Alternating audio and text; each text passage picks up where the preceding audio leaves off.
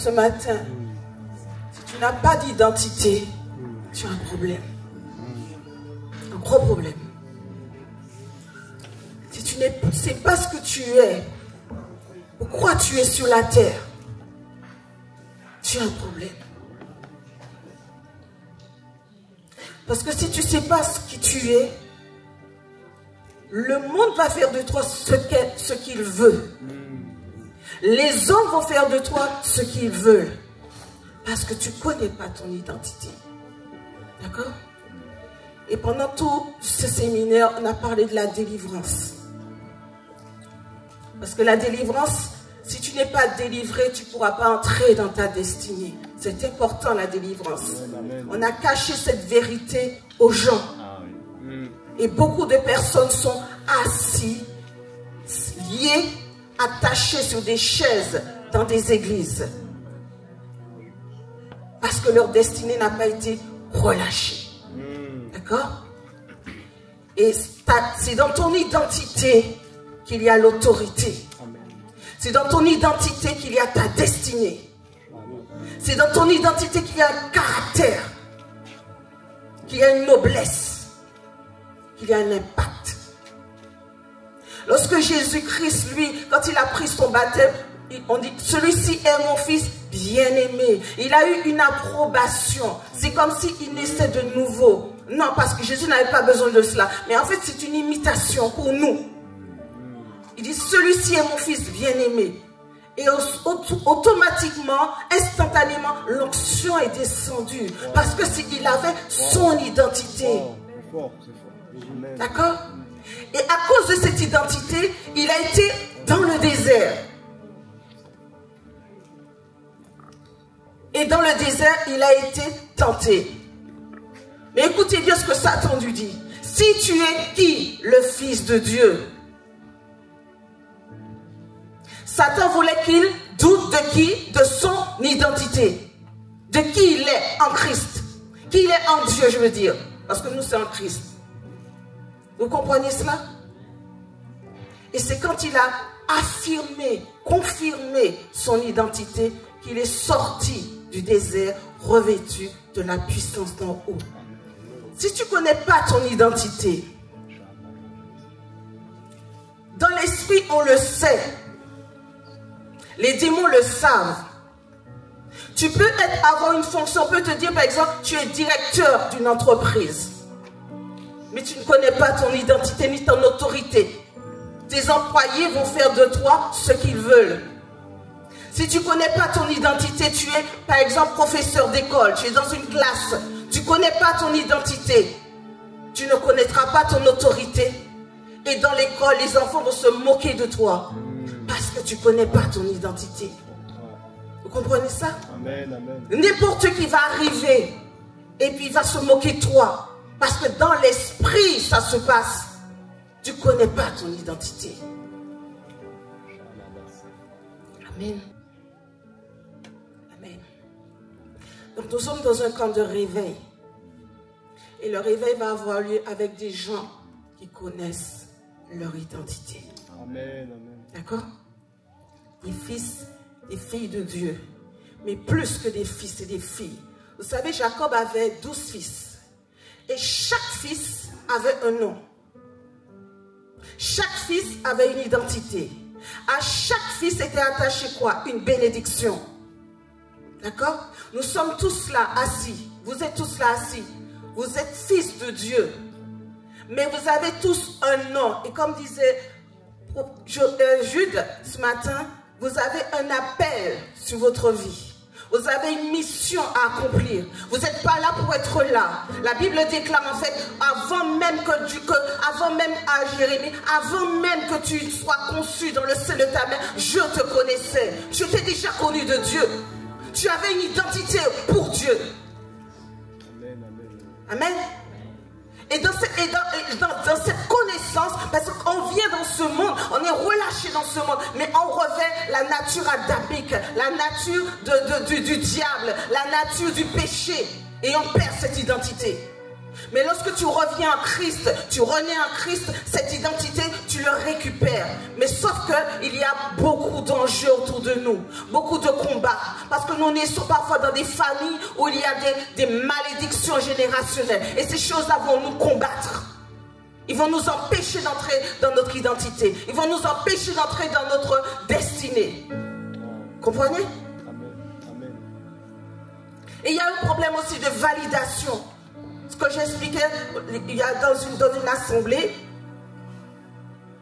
Pendant des années, on me disait, tu es prophétesse. Tu es prophétesse, tu es prophétesse. J'entendais. Les gens me validaient. Dieu me validait. Mais moi, je ne m'étais pas validée. Vous comprenez? Parce que si toi, tu ne t'es pas validé, qui va te valider? Même si tu entends, tu ne comprends pas. Et si tu ne te valides pas, cette onction qui doit descendre sur toi est bloquée dans le ciel. Vous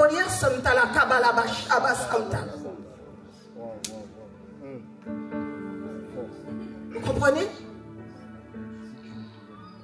C'est comme s'il y a quelqu'un ici qui est par exemple fils de ministre. Il ne sait pas qu'il est fils de ministre. Il ne sait pas qu'il a une autorité en tant que ministre. Et tu as beau lui dire, tu es fils de ministre, il est amnésique. Tu es fils de ministre, il entend, mais il n'entre pas dans cette dimension de ministre, de fils de ministre. Parce qu'il y a l'esclavage qui est là, spirituel. Et c'est pour ça que la délivrance vient, pour te délivrer de cet esclavage. C'est important cela. Il y a eu pendant des années, j'ai mis des années pour comprendre cela. Je te dis que tu es évangéliste. Et si tu ne t'es pas validé, si tu n'as pas reçu cela dans ton cœur, l'onction ne sera pas libérée, ne sera pas relâchée.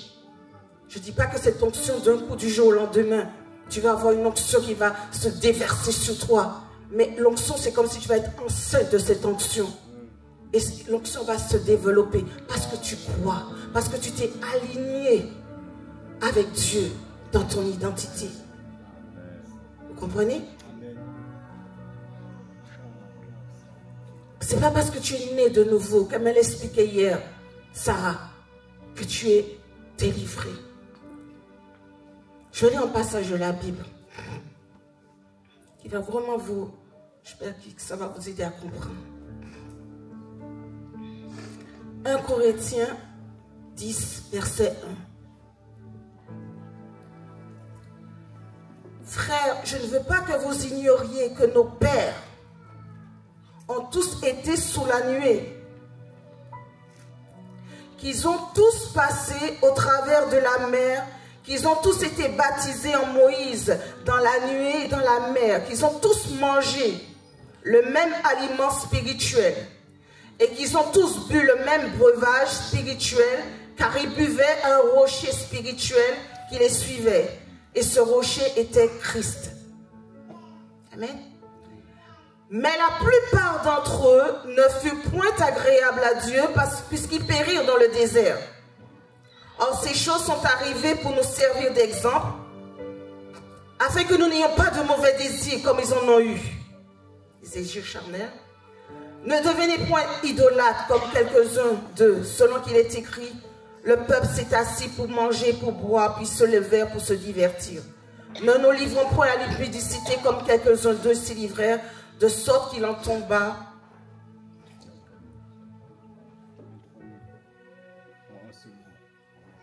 23 000 en un seul jour. Ne tentons point le Seigneur comme le tentèrent quelques-uns d'eux qui périrent par les serpents. Ne murmurez point comme murmuraient quelques-uns d'eux qui périrent par l'exterminateur. Ces choses leur sont arrivées pour servir d'exemple et elles ont été écrites pour notre instruction à nous qui sommes parvenus à la fin des siècles. Ainsi donc, très important, que celui qui croit être debout prenne garde de tomber. D'accord? en réalité, lorsque le peuple de Dieu est sorti d'Égypte, il y a eu une délivrance. Quand il y a nouvelle naissance, il y a délivrance. Effectivement, c'est comme un accouchement. Et quand une femme accouche, on dit qu'il y a une délivrance. Il y a une expulsion du placenta. Donc, il y a une expulsion qui est faite. L'Égypte devait expulser le peuple d'Israël. Et en fait, le cheminement d'Israël jusqu'à la terre promise, c'est en réalité l'ombre prophétique de notre nouvelle naissance. Vous comprenez? Pourquoi? Parce qu'en fait, quand ils sont passés, ils passent de l'esclavage à la liberté. Donc, ceux qui ne croient pas en la délivrance, le peuple est passé de l'esclavage à la liberté.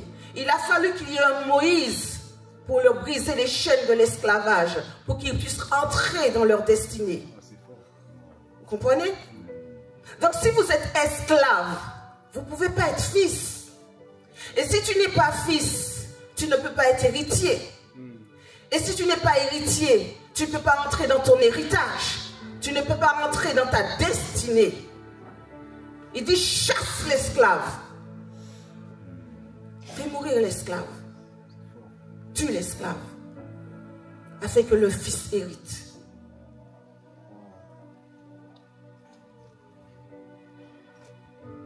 Ils ont été baptisés en Moïse. Nous sommes baptisés en Christ. Ils passent par la mer Rouge. Nous passons par l'eau du baptême. Nous sommes lavés dans le sang de l'agneau. La nuée les conduit. Le Saint-Esprit nous conduit. C'est une nouvelle naissance. C'est l'homme nouveau qui doit rentrer dans sa destinée. Pas le vieil homme. Pas l'esclave. Parce que l'exode est l'ombre prophétique du salut accompli par le Christ dans la nouvelle alliance. Donc ce peuple-là qui sort de l'Égypte rentre maintenant dans le désert. Mais Dieu, pour lui, il devait rentrer directement dans la terre promise. Ils ont perdu du temps. Pourquoi? À cause des liens. C'est-à-dire que ce n'est pas parce que tu es né de nouveau, que tu es prophète, que tu vas rentrer dans la dimension prophétique tout de suite. Tu dois passer par le désert. Tu dois mourir.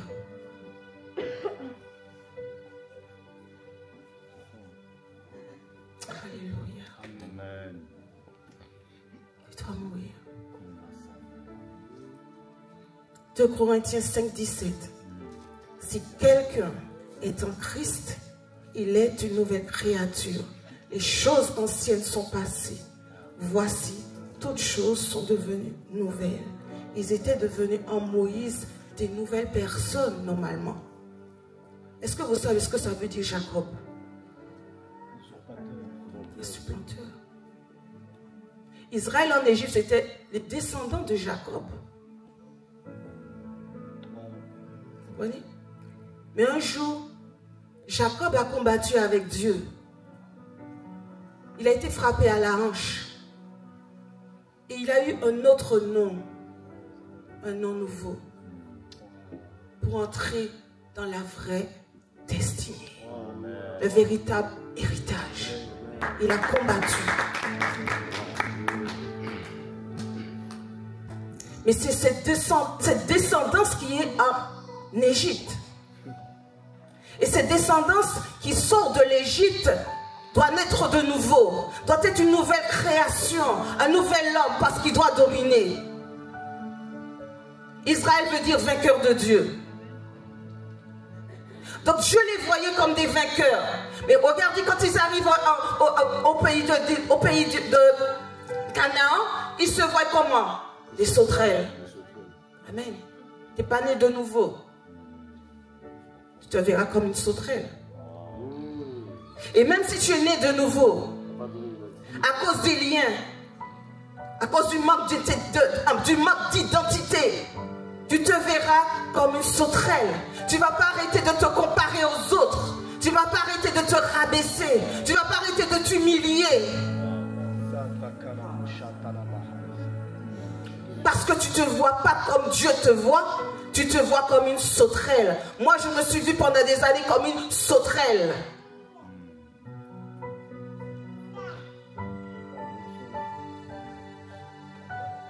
Alléluia. Que Dieu nous fasse grâce.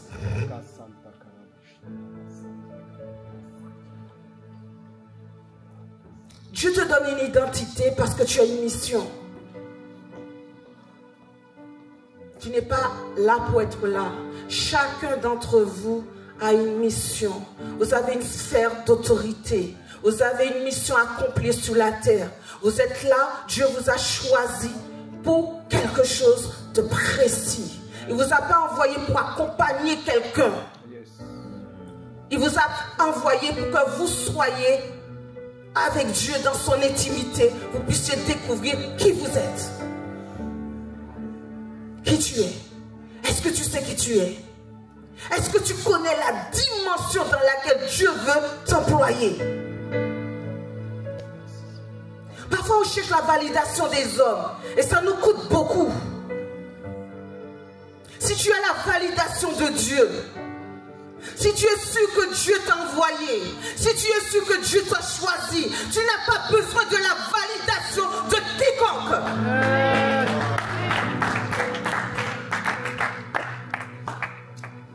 Parce que l'homme aujourd'hui va t'élever et il va t'abaisser quand il veut. En fait, il va se jouer de toi. Il va te manipuler parce que tu ne sais pas qui tu es.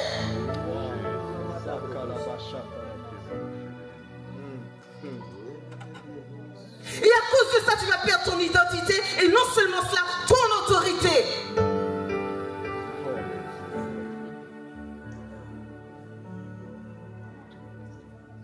Dans ton nom, il y a l'autorité.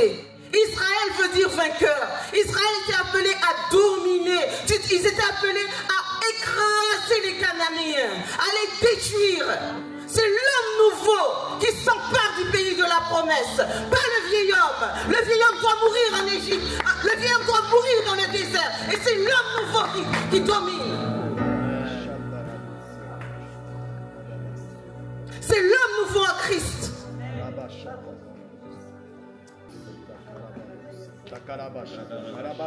Tu dois entrer dans ta destinée avec une nouvelle mentalité. Tu dois être transformé par le renouvellement de ton intelligence. Tu dois savoir qui tu es. Tu dois avoir une nouvelle mentalité. La mentalité des fils de Dieu. Tu dois avoir une nouvelle vie. Tu dois avoir une nouvelle destinée. Pourquoi tu es lié par la drogue? C'est parce que tu ne sais pas qui tu es. Si tu savais qui tu étais, tu aurais dit à la droite, je ne renonce à toi aujourd'hui même, parce que je sais qui je suis.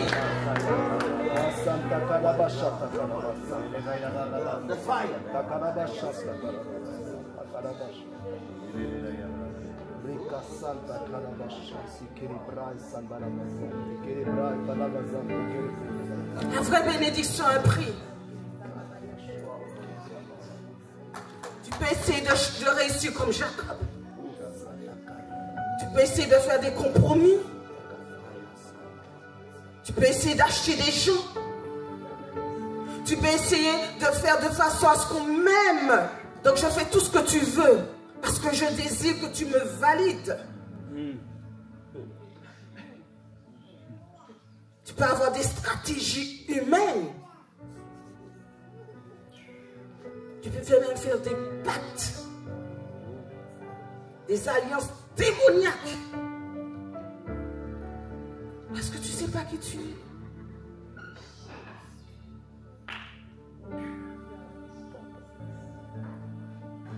Dieu a un plan pour l'homme nouveau. Il n'a pas de plan pour le vieil homme. Tu n'as pas deux destinées. Tu as une destinée en Christ. Ne cherche pas des raccourcis. Cherche pas à être ce que toi tu veux, ce que Dieu ne veut pas que tu sois.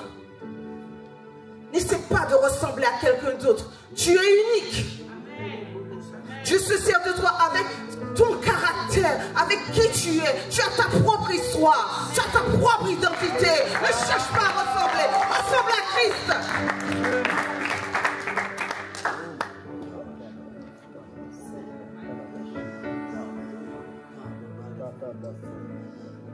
Jacob, le vieil homme, devait mourir afin que l'homme nouveau, Israël, rentre dans le pays de la promesse.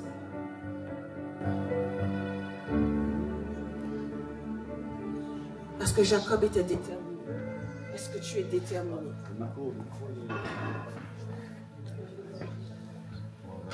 Est-ce que toi, tu es déterminé? Est-ce que tu es déterminé? Il a combattu toute une nuit, toute la nuit, parce qu'il voulait. Vous savez qu'il y a des gens qui prennent qui font des kilomètres, peut-être comme vous, vous avez fait des kilomètres parce que vous voulez la délivrance. Vous sentez que cette vie que vous menez, c'est pas ce que Dieu veut pour moi. C'est pas ce que je veux. Quelque chose ne va pas. Je ne suis pas dans mon potentiel. Je ne me sens pas épanouie. Ma vie ne va pas comme je voudrais qu'elle aille. Il y a quelque chose qui ne va pas. Pourtant, Dieu dit qu'il m'a donné la vie en abondance. Il m'a donné un pays devant moi à conquérir. Je ne peux pas entrer. Je tourne en haut. Je vais de séminaire en séminaire. De lieu en lieu.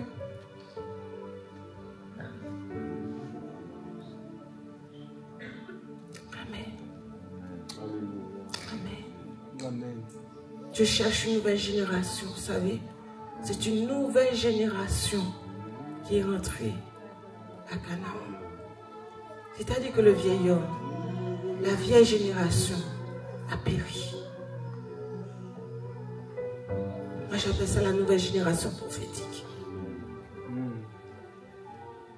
Parce qu'ils étaient animés de notre esprit.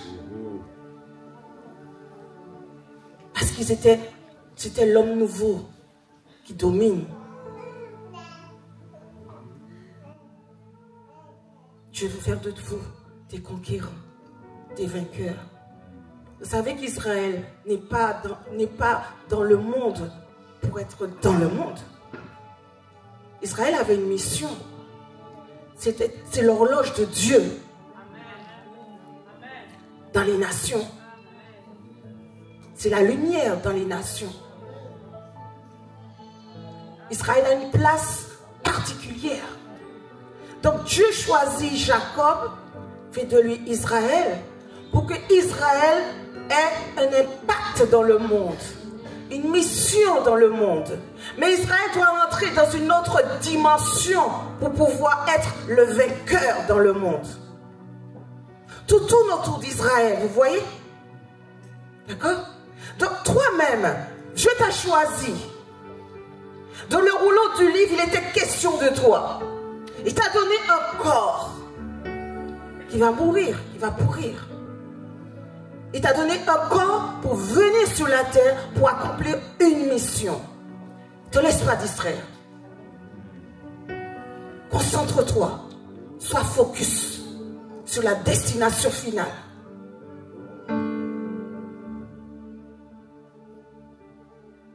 Sois focus.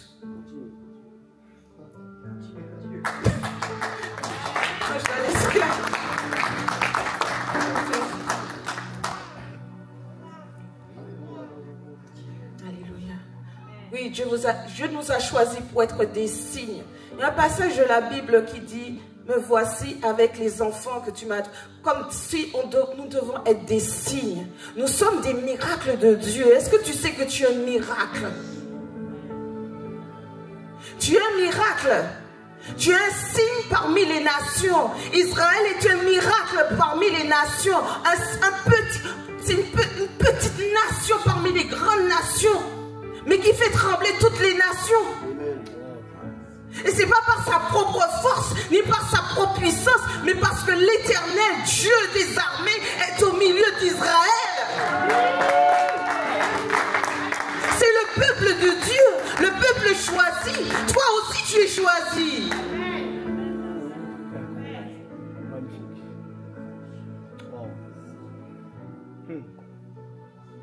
Moïse est mort, mais Jésus est vivant. Amen. Wow. Josué est mort, Jésus est vivant. Donc celui qui est en nous, il ne meurt pas. Il est vivant. Ta destinée ne meurt pas. Même si aujourd'hui tu as fait des détours, tu as fait des choses qu'il ne fallait pas faire. Je t'aime. Jésus t'aime.